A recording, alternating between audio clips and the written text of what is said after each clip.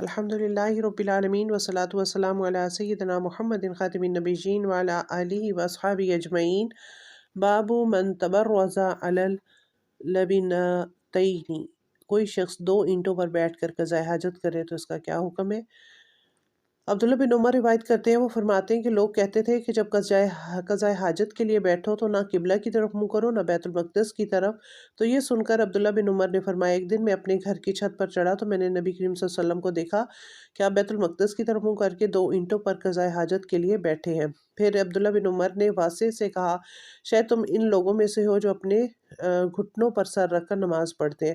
تب میں نے کہا، خدا کی قسم میں نہیں جانتا کہ آپ کا کیا مطلب ہے۔ امام مالک نے کہا کہ گھٹنوں پر نماز پڑھنے کا مطلب یہ ہے کہ وہ لوگ جو اس طرح نماز پڑھتے ہیں کہ زمین سے اونچے نہیں اٹھتے، سجدہ اس طرح کرتے ہیں کہ زمین سے ملے رہتے ہیں۔ سبحانک اللہم و بحمدک، نشہد ان لا الہ الا انت، نستغفرک و نتوب الیک۔